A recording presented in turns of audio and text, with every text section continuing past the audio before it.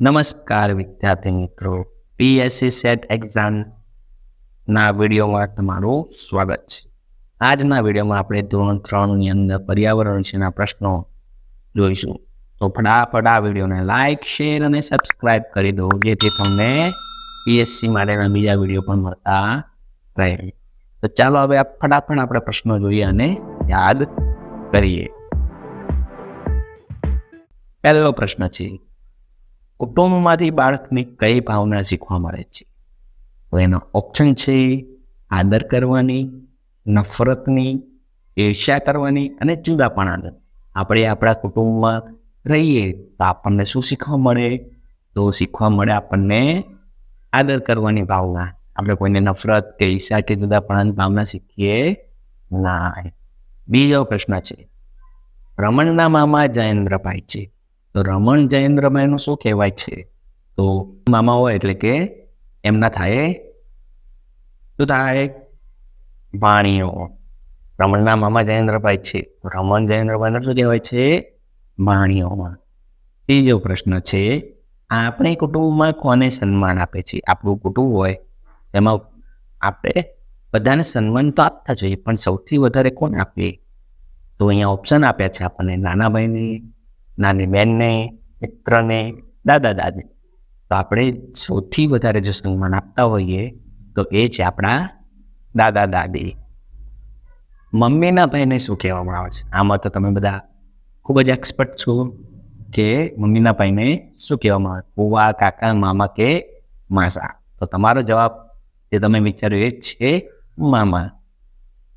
પપ્પાને શું કહેવામાં આવે છે? તો ઘણા બધા સમાજની અંદર અલગ અલગ કહેવામાં આવે, પણ જે સામાન્ય રીતે આપણે કહીએ છીએ એ શું કહેવામાં આવે છે? તો અહીંયા ઓપ્શન છે કાકા, દાદા, મામા અને માસા. તો પપ્પાને કહેવાય છે દાદા. કુટુંબમાં નીચેનામાંથી કઈ જોડી હોય છે? હવે બધા જ લોકો આપણા કુટુંબના સભ્યો કહેવાય.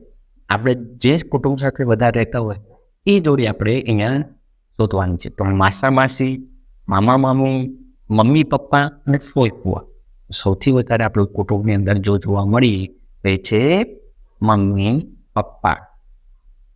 તમારા પપ્પાના બેન તમારે શું થાય? તમારા પપ્પાના બેન તમારે શું થાય? તો ઓપ્શન છે માસી, કાકી, મામી અને ફોઈ.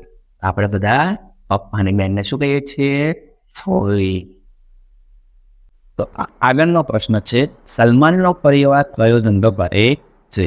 તો તમે બધા ત્રીજા ધોરણમાં ભણ્યા હશો, તો એની અંદર આ પાઠ આવે છે. તો એમાં ઓપ્શન છે મોચીકામ, કંદોઈ કામ, સુથારી કામ અને ધોબી કામ. સલમાનનો જે પરિવાર હતો એ કયું કામ કરતા હતા? ધોબી કામનું કામ. આપણે કોનાથી વધુ નજીક હોઈએ છીએ?